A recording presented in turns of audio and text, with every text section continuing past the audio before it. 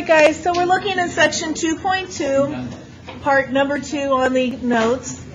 Today what we're going to be doing is we're going to be differentiating still, but these are going to be much more complicated than the functions that we differentiated yesterday, or block day. So, like it says here, we're going to be differentiating much more complicated functions. We're also going to take it a step further. We're going to use these functions to find slope. Remember that the derivative is just going to find slope for us. We're also going to be able to find the equations of tangent lines. So those are the three things we're going to be looking at. So the first problem we have here says if y equals 2 over 3x squared, find y prime. The book kind of walks you through this. They tell you, first of all, do a rewrite of the problem. When you're doing a rewrite of the problem, you want to get the problem into kx to the n form.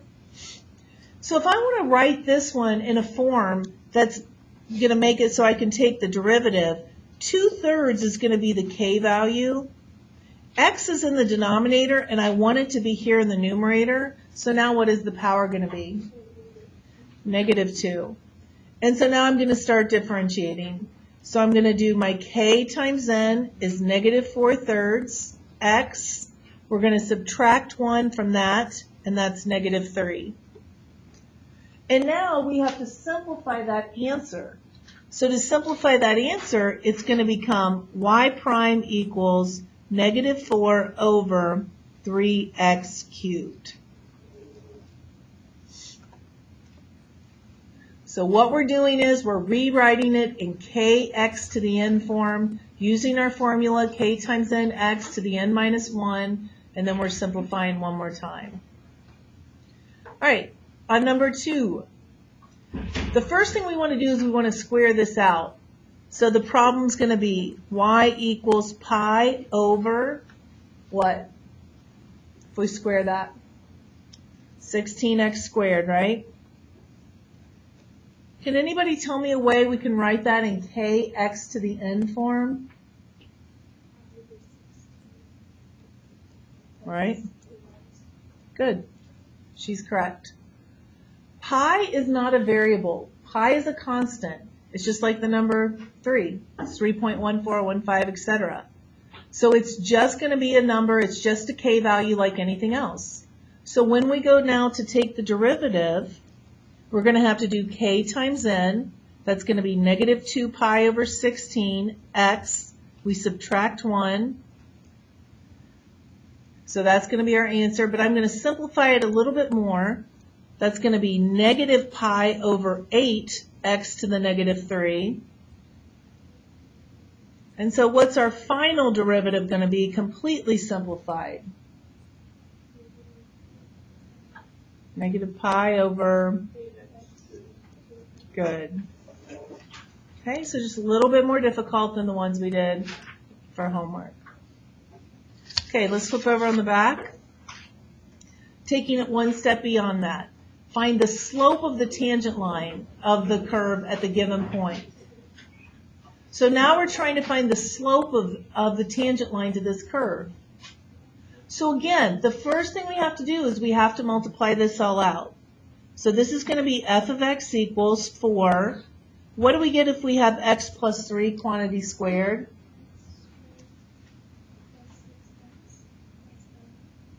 Everybody else know that? She's doing x plus 3 times x plus 3. So now we have to multiply that out. Okay, so now we have it completely multiplied out.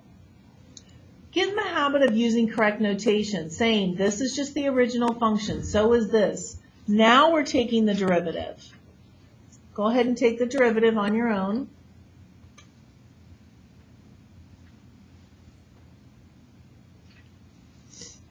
Nick, what did you get?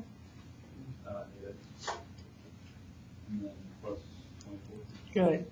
Derivative of constant 0. So this is our derivative.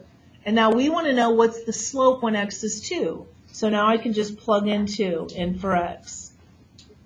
So that's going to be 16 plus 24, and that's going to be 40. If we're taking a quiz where we can use our graphing calculator, which on most of them you can, you should be aware that you can actually check this answer on your calculator. I'd go 4 times x plus 3 squared. I graph it. Here's the way the graph looks. I'm trying to find the slope when x is 2. Look how high up that's going to be, first of all. But if I want to find the slope, I do second trace. Which one do I go to find the slope? dy dx. dy dx means the change in y with respect to the change in x.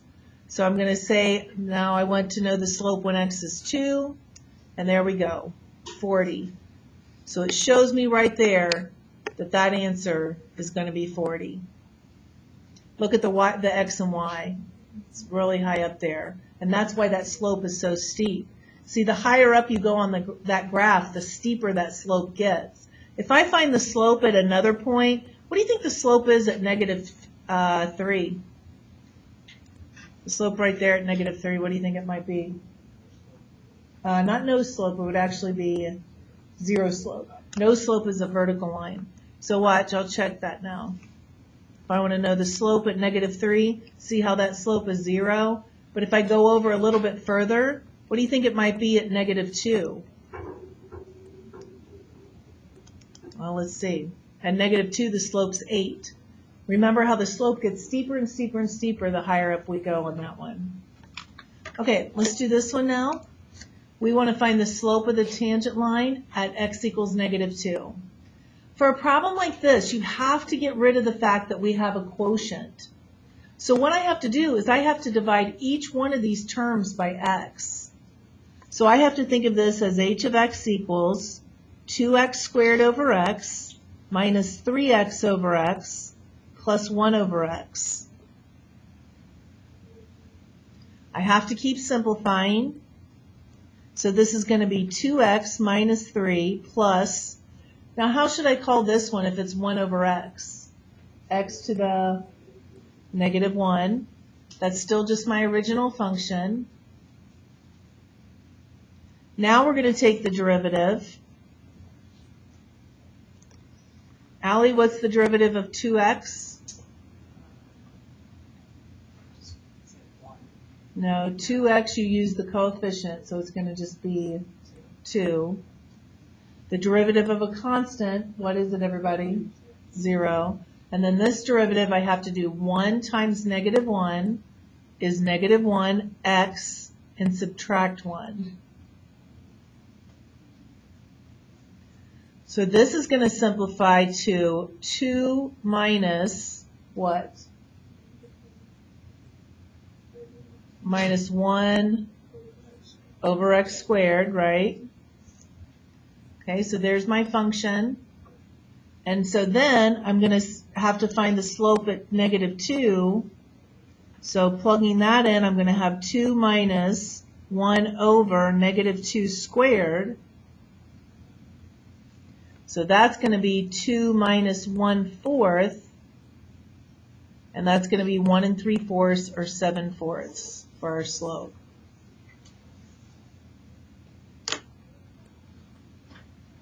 Guys, remember, if you have one of these newer calculators, they're kind of nice. They can do fractions real easily for you. If I want to put this in, I can do 2 minus, if I go to alpha y equals, it gives me the fraction, and I can even just type it in exactly how it looks like that. It gives me this answer. And then if I wanted to change this into a mixed number for me, they only do this on the latest version. But if I go to alpha y equals, see how it says I can change n over d to u n over d? Oops. There's a lot of nice shortcut menus on here. So this is saying it's going to switch it into a mixed number for me. You know, that's no big deal with easy fractions like this. But, you know, if I have something like, I don't know, 2 3/8 plus maybe 4 1/3. See how nice that is, that it'll let us put it in just like that? The older calculators don't do that. And then you get this answer, and now I can change it into a mixed number, which the other calculators don't do this either, by just going to this right here. So it might be a worthwhile investment to get one of these latest versions before you go off to college. I mean, you don't have to, but it does a lot more. There's all kinds of shortcut menus on it too, Like you can get to summation and integration. I'll be showing you how to do all this throughout the year, but matrices, kind of cool. All right, last one here says to find the equation of the tangent line to the graph at x equals -1. So we're building one more step now. Now we're finding the equation of the tangent line. Hello. Hi. Okay. It's on Canvas. It's 113, 21 through 53, every other odd, 54, 55, 81 through 86. Okay. Okay. So find the equation of the tangent line. So we're going to have to find the derivative. So it's going to be y prime equals, what's the derivative going to be here, Sydney? Good. Okay, so that's our derivative. So now I want to find the slope at -1. So it's 3 times -1 squared plus 1. So -1 squared is 1 times 3 plus 1 is 4.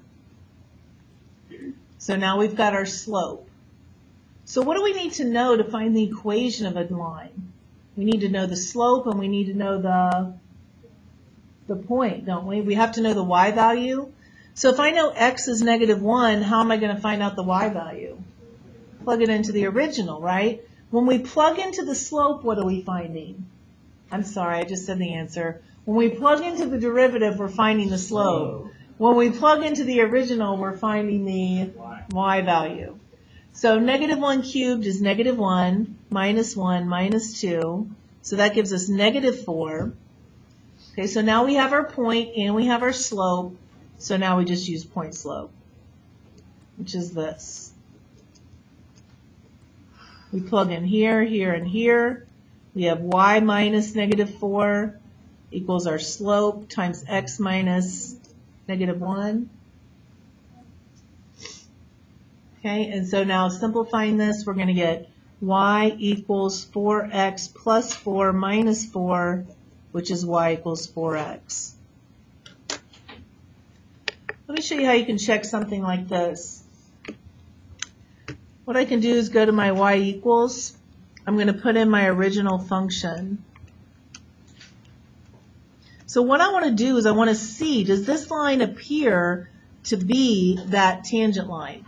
So I have in the original, I have in the tangent line what we think it is. Here's the way it looks. Here's the original function. Here comes the tangent line.